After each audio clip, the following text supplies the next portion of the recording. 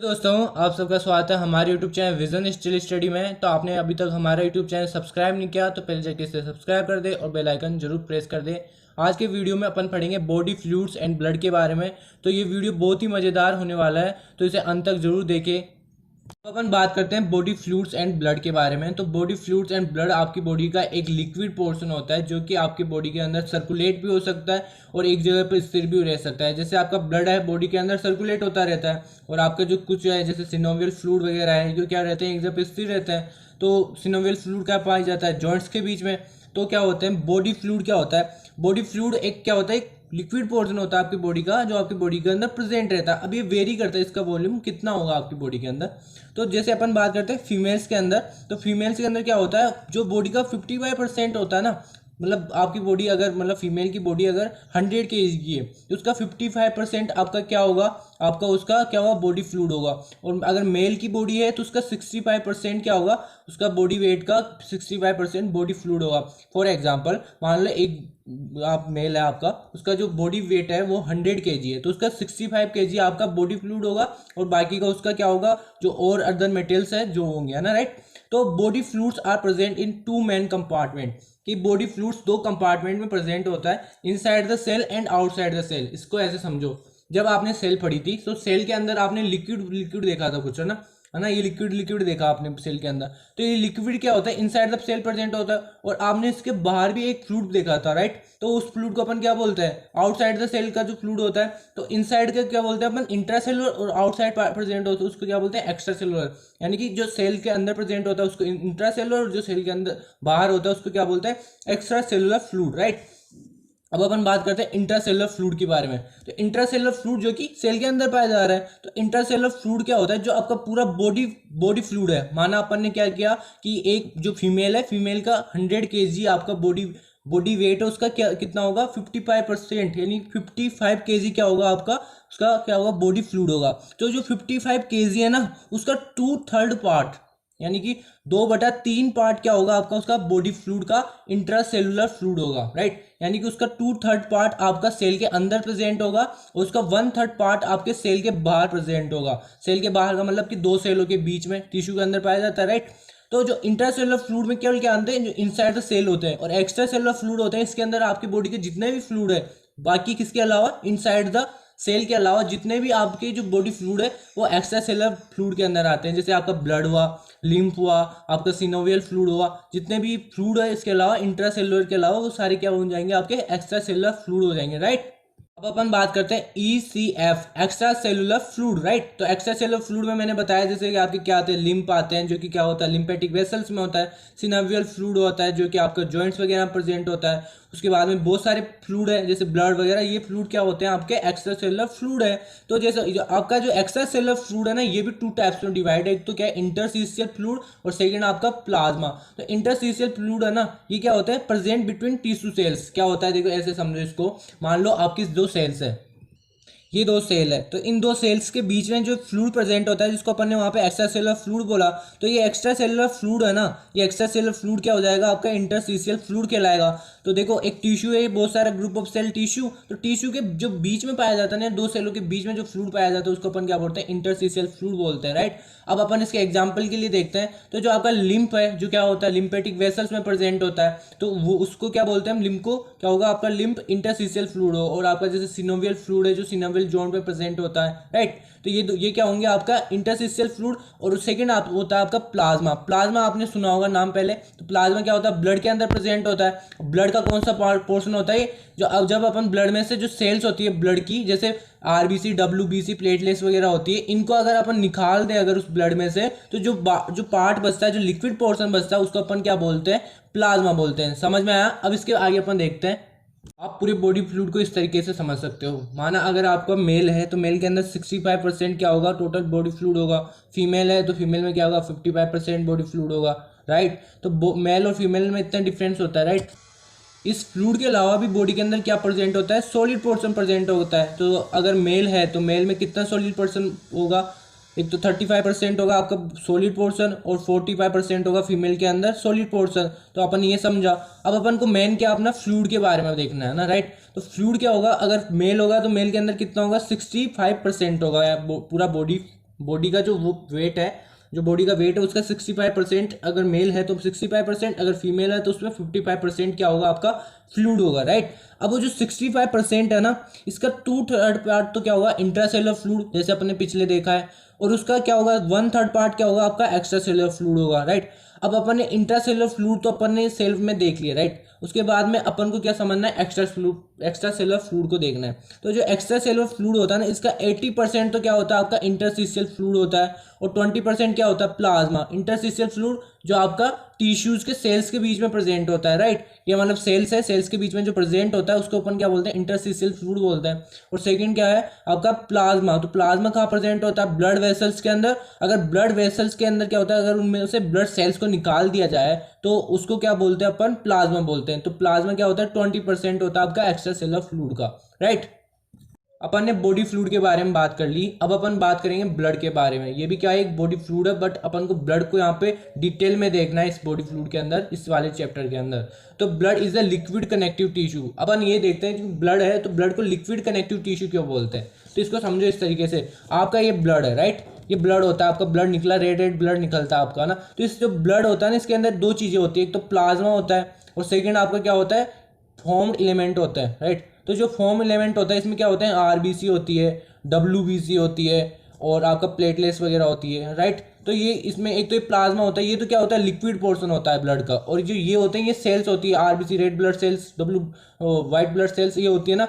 तो ये जो क्या होते हैं, आरबीसी क्या है, एक सेल है, तो ये इसमें बहुत सारी सेल होगी आरबीसी की, ब्लड के अंदर बहुत सारी सेल्स प्रेजेंट होती है, राइट। तो जो ब्लड सेल होंगी, सेल्स क्या बनती है, बहुत सारी सेल मिलकर क्या बनाती है, आपका टिश्यू बनाती है। तो इसलिए इसको क्या बोलते हैं, blood is a liquid connective tissue, यानी कि आपकी बॉडी को कोऑर्डिनेट करता है। एक तो पूरी बॉडी के अंदर प्रेजेंट होता है, ये बॉडी को कनेक्ट करता है, राइट। तो बॉडी को कनेक्ट भी करता है और एक लिक्विड फॉर्म में प्रेजेंट होता है, और ये इसमें बहुत सारी सेल्स प्रेजेंट होती है, मिलियन सेल प्रेजेंट होती है आपके ब्लड के अंदर। तो जो सेल्स होती है ना, वो सेल क्या करती है, एक टिश्यू का फॉर्मेशन कर लेती है, इसको इसलिए इसको क्या बोलते हैं अपन, लिक्विड कनेक्टिव टिश्यू बोलते हैं।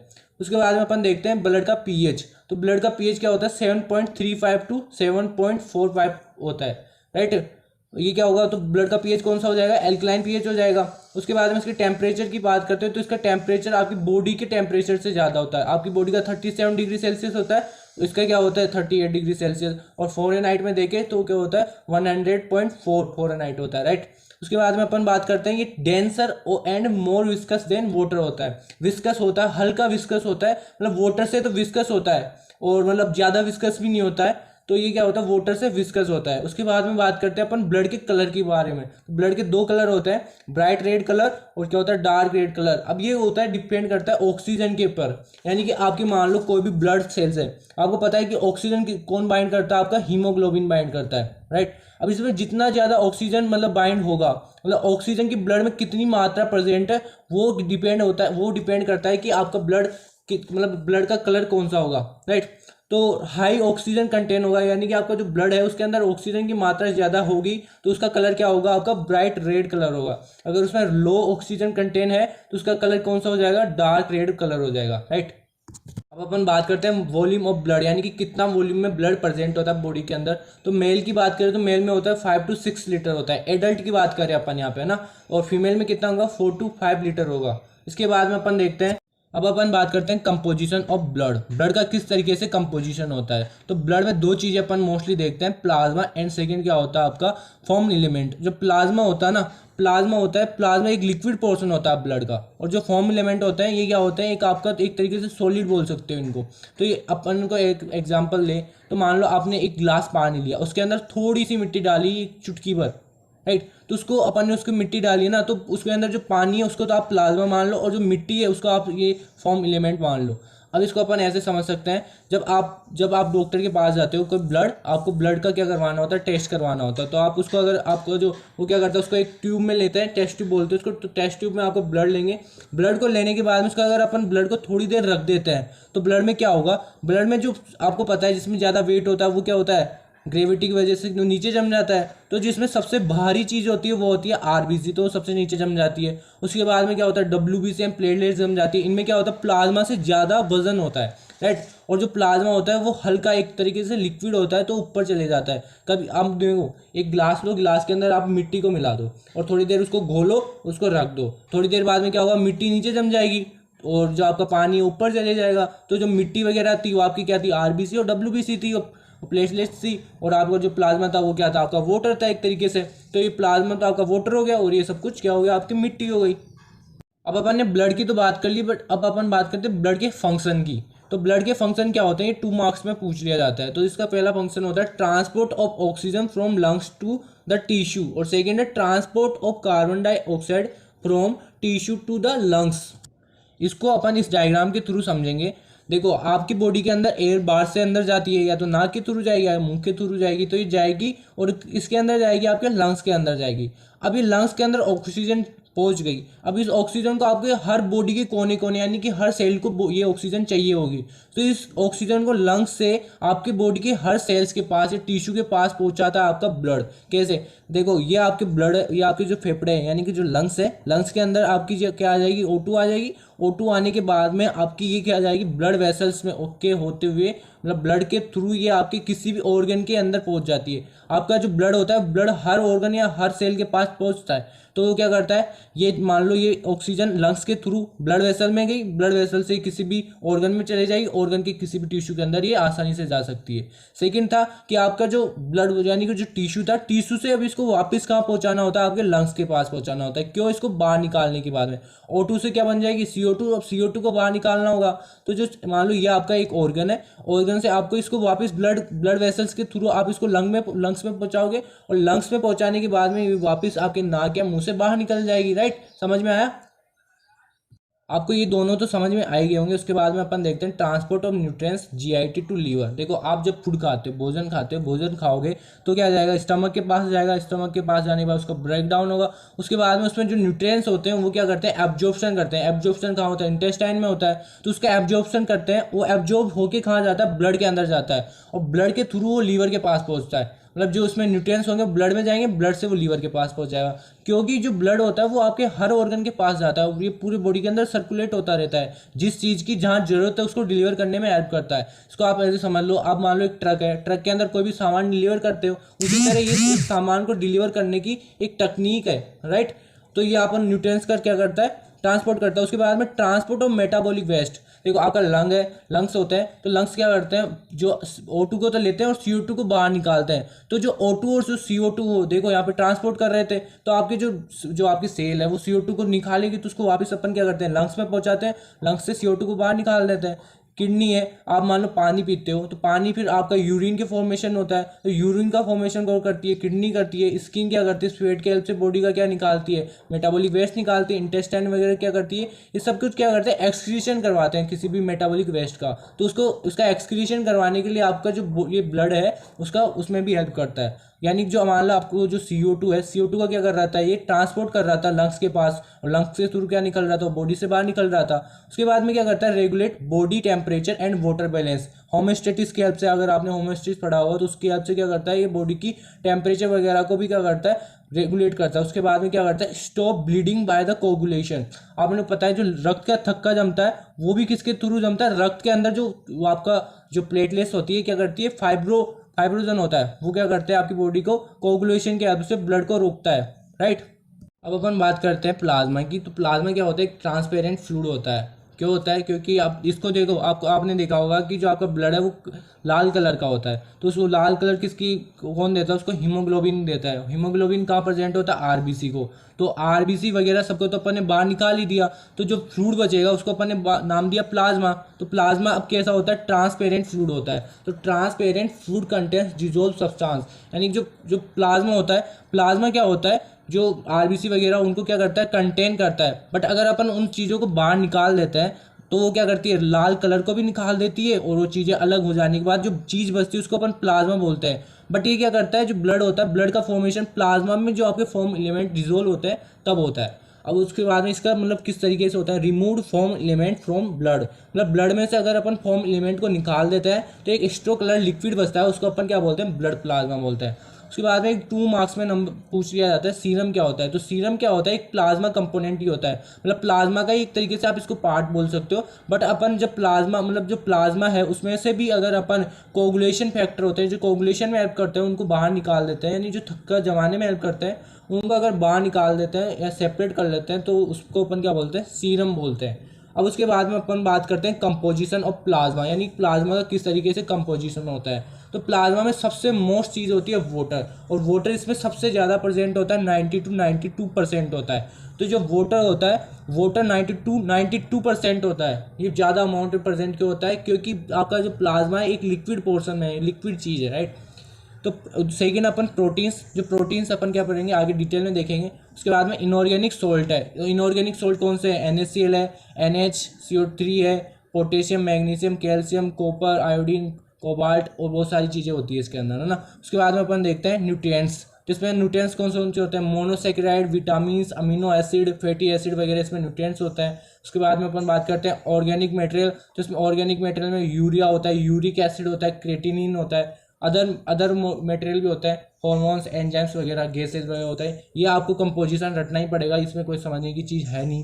अपन बात करते हैं प्लाज्मा प्रोटीन्स की। तो प्लाज्मा प्रोटीन 3 मोस्ट प्रोटीन होती है, एल्बुमिन, ग्लोब्यूलिन और थर्ड होती है फाइब्रोजन। तो सबसे पहले अपन देखते हैं एल्बुमिन क्या होती है। तो ये क्या होती है, इसका फॉर्मेशन कहाँ होता है, लीवर के अंदर होता है। मोस्ट मतलब ज़्यादा से ज़्यादा जितनी भी जो आपकी प्रोटीन्स है वो किसके अंदर, जिनका मतलब किनके अंदर फॉर्मेशन होता है, वो है लीवर के अंदर इन सबका फॉर्मेशन होता है। उसके बाद में ये मोस्ट अबंडेंट प्लाज्मा प्रोटीन है, मतलब सबसे ज़्यादा अगर प्लाज्मा में कोई प्रोटीन पाई जाती है तो वो ये है।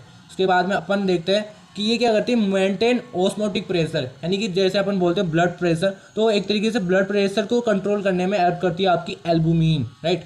उसके बाद में अपन देखते हैं carrier molecule for lipid and steroid hormones. जो आपके लिपिड और स्टेरॉइड होते हैं और हार्मोन्स होते हैं, स्टेरॉइड हार्मोन्स होते हैं, उनको क्या करता है, कैरी करता है, मतलब खुद के ऊपर बैठा था उनको अलग जगह पर डिलीवर कर देता है। उसके बाद में अपन सेकंड वाली देखते हैं आपकी ग्लोब्यूलिन प्रोटीन। तो ग्लोब्यूलिन प्रोटीन क्या होती है, फॉर्म्ड इन लीवर। मैंने बताया था कि जो अधिकतर जो प्रोटीन्स होती है वो कहाँ प्रेजेंट, मतलब कहाँ उनका फॉर्मेशन होता है, लीवर के अंदर। सम इन लिम्फेटिक टिश्यू, और यहाँ इनकी जो कुछ मतलब ग्लोब्यूलिन होती है, अगर वो लीवर के अंदर हो रही है तो सही है, अगर उसमें नहीं हो रही है तो उसका लिम्फेटिक टिश्यू के अंदर उसका फॉर्मेशन हो जाता है।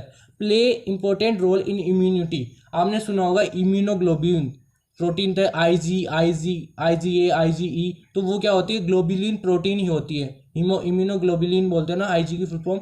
और उसके बाद में क्या करता है, ट्रांसपोर्टेशन ऑफ सम हॉर्मोन्स होता है, उनके ट्रांसपोर्टेशन में ये इसका हेल्प होता है। उसके बाद में अपन देखते हैं फाइब्रोजन। तो फाइब्रोजन क्या होती है, it is produce by liver. मैंने बोला था लीवर ये मतलब मोस्ट इंपॉर्टेंट, अगर इसमें अधिकतर प्रोटीन्स के इसके अंदर ही फॉर्मेशन होता है। It is plays an important role in blood coagulation. And ये क्या होता है, फाइब्रोजन में क्या होता है, फाइबर्स लाइक प्रोटीन होती है, तो ये क्या करती है, कोगुलेशन में हेल्प करती है, राइट। अब अपन बात करते हैं फॉर्म एलिमेंट की। तो मैंने शुरुआत से आपको बताया कि फॉर्म एलिमेंट कौन कौन से, RBC, WBC और प्लेटलेट्स। तो RBC होता है, उसका फॉर्म नेम क्या होता है, रेड ब्लड सेल, WBC का वाइट ब्लड सेल्स, और प्लेटलेट्स का प्लेटलेट्स होता है ना।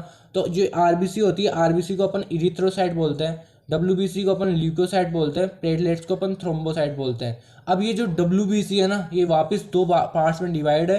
फर्स्ट है ये आपकी ग्रेनुलोसाइट और सेकंड है आपका एग्रेनुलोसाइट। तो ग्रेनुलोसाइट कौन से बोलेंगे, जिन सेल में ग्रेनुल्स प्रेजेंट होंगे, मतलब जो WBC जिसके अंदर ग्रेनुल प्रेजेंट है उसको अपन बोलेंगे ग्रेनुलोसाइट, और इसके अंदर ग्रेनुल प्रेजेंट नहीं है उसको अपन बोलेंगे एग्रेनुलोसाइट्स। ग्रेनुलोसाइट्स 3 टाइप्स की होती है, न्यूट्रोफिल्स, बेसोफिल्स, इविसोनोफिल्स, और एग्रेनुलोसाइट्स 2 टाइप्स की होती है, मोनोसाइट्स और लिम्फोसाइट्स। तो इन सबको अपन आगे डिटेल में देखने वाले हैं। तो अगर आपको ये वीडियो अच्छा लगा थोड़ा भी तो इसे लाइक, शेयर एंड सब्सक्राइब कर दें, और इस वीडियो के नोट्स आपको डिस्क्रिप्शन बॉक्स में मिल जाएंगे।